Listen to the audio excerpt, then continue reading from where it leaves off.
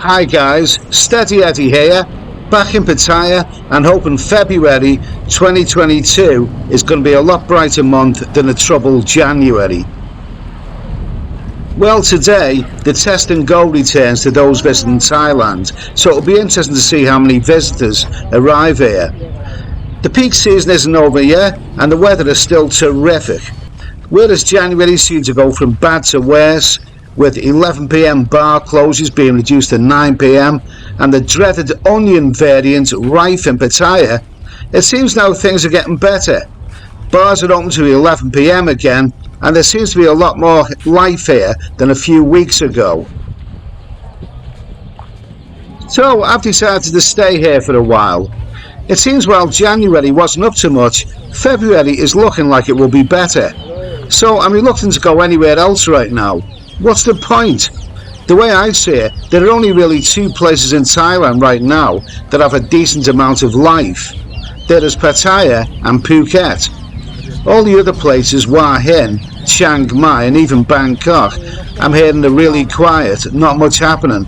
I could be wrong, but this is what I'm hearing from people who've been to those places recently. So Pattaya or Phuket, what's the difference? Well, the main difference is that Phuket is a whole lot more expensive. But is it better than Pattaya? Well, on a live stream I did last week, I asked the question, is it worth leaving Pattaya to travel to the supposedly livelier Phuket and spend time there and make some vlogs? The kindest thing I can say is, mixed reaction. Phuket may be a nicer place, and because the sandbox entry requirements, it may be livelier, but it's always seemed to me to draw a younger crowd than Pattaya. I was there 20 years ago and I loved it. Fact is, I'm now 20 years older and that makes a big difference. Also the cost of things.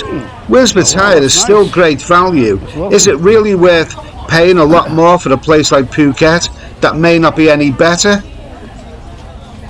So I'll give Phuket a miss for now. In fact, I'll give travelling around Thailand a miss for now. You never know what's going to happen next in this long-running pandemic soap opera, so I think I'll just stay put and hope it goes away. It's all you can do. So I'm going to be hanging around Pattaya for at least another month. There's a lot worse places to be. Those who watch my YouTube channel over the last few years will know that I visit this place sporadically. I'm not a Pattaya vlogger. I use this place as a jumping off point to go to other places. Vietnam, Cambodia, Philippines, wherever. I don't make that many videos in Pattaya simply because it's been vlogged to death over the years. Even before the pandemic, I said I wasn't going to do much filming here. I mean, how many more videos can you watch where some guy is walking down Soyba Cow or Walking Street with a hidden camera?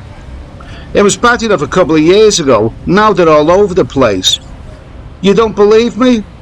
Just type in to YouTube search Pattaya night scenes or something like that. You will quickly find all kinds of channels with names like Pattaya Walkabout, or Walkabout Pattaya, or Let's Walk About Pattaya, or Let's Pattaya Walkabout. Once you watch a couple of these, YouTube will recommend more and then you'll realise just how many of them are out there. So guys are walking around Pattaya with hidden cameras showing the nightlife, some with commentary and some just filming. I'm not going to be a hypocrite and say that shouldn't be allowed, because the fact is I watch some of these.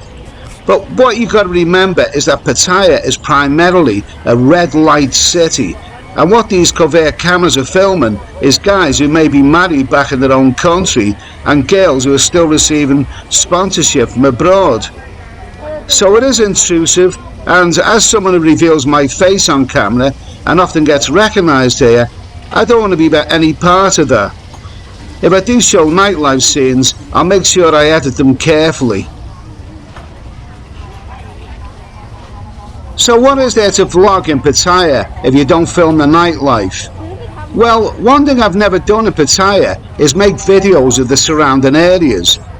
This is a place I return to sporadically and usually involves me losing the plot before going on my travels again. But now that I'm here for a while, I want to get to know some of the places I've never visited before. There must be lots of them, and I bet there's some hidden gems that I've never seen before. I've heard about them but never gotten around to visiting them. One of the drawbacks I have to travelling to some hard to get to places is that I don't do motorbikes. Hello. I know some may say that's namby-pamby and I'm missing out on a lot, but guys, back in the UK I drive a car and that's what I'm used to. I like my seatbelt and my airbags. Always be aware that motorbikes have a high fatality rate in Thailand, and quite often it can be Westerners who don't ride a motorbike in their own country and think it's easy when they come out here to Thailand. It isn't. These roads can be dangerous, and if you don't know what you're doing. Have you ever seen a motorbike crash in Thailand? I've seen a few, and it's not a pretty sight. So I'll have to find other transport to get around, but I don't think that'll be difficult. Thailand is still very cheap for public transport. So that's it. I'll be in Pattaya for another month and making vlogs from some of the surrounding areas. Something I've never done before, and I'm quite looking forward to it. Well, that's it for me from this video. But before I go, I'd like to give you a glimpse of something that is returning to Pattaya. Those terrific live bands. I've always said that the live band music scene is the most underrated aspect of Thailand, and there are some really great ones around Pattaya. A bit of normality seems to be coming back to this place. Let's hope it continues.